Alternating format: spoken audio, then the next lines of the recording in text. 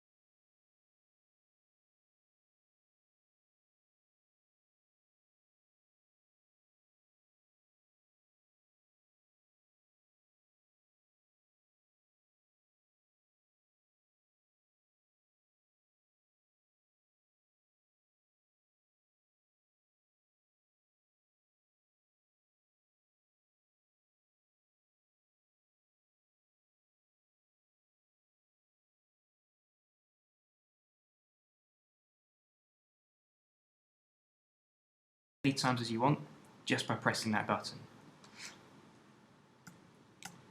I'll just press Z a few times to go back to the beginning again.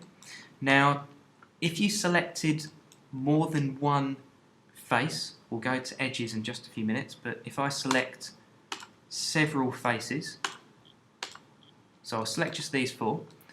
If I now go to extrude, it's still on local by default, and if I actually move that out, they all go in their own local direction. So they're all going in their own direction, the way the faces are facing. And you can see we have some distortion up here because the faces are still connected. Now what we can do is actually disconnect these or detach them. And we have quite a new function in Maya 2016, which is this option box here. And we have at the bottom, keep faces together. It says on. If I click on, it turns that off. And you can see now they've detached these. Now, some of these look like they are connected, but they are actually detached. So if I deselect those, if I reselect one of them, go back to our move tool, you can see that that is actually detached. Now, I'll go through how to merge these together in a separate tutorial, but just be aware that these are actually detached. So I'll just press Z a few times to go back again.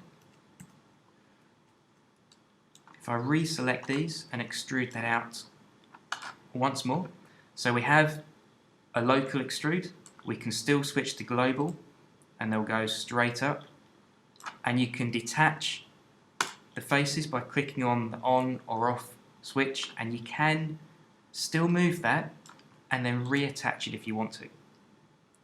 You can even click on the word divisions, and if we hold the middle button on the mouse and drag to the right, we can add divisions in, so you can have some finer detail if you need that. Just don't get carried away with too many divisions, otherwise Maya itself can lag and it can cause quite a lot of confusion. So I'll just press Z to undo that again. Now, a quick tip when using the Extrude tool is if you do select one or more faces, and then if you click on Extrude, and then perhaps you change your mind and you deselect everything, there is actually an extra face there. So once you've actually hit the Extrude button, even if you don't move anything, you have still extruded it. There will be an extra face or edge or vertex there. So if I select that now, I can go to my Move tool and there is an extra piece there. So what I tend to do is as soon as I click on Extrude, I just move that a small amount. Then at least if I change my mind, I know there's a new section there. Alternatively, if you do click on Extrude and change your mind, just press Z to undo until you've not even selected that area. Then you know there's not a hidden face. So let's have a look at edges. If we right click and go to Edge, we can select an edge, go to Extrude, and it works exactly the same way with local and global extrudes. We can just extrude an edge out, and it's not got any thickness at all, it is just the edge. You can select multiple edges, so we could select lots of these and extrude all of those together. You can toggle between local and global like we did with faces, and we can still detach these faces or edges. Just remember that these are now completely detached, so although they look like they're connected, they're not.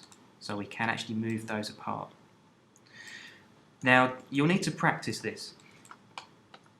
If you wanted to extrude a vertex, I don't really do that very often, but if you did, you might come across a few issues. So if I select any vertex and go to Extrude,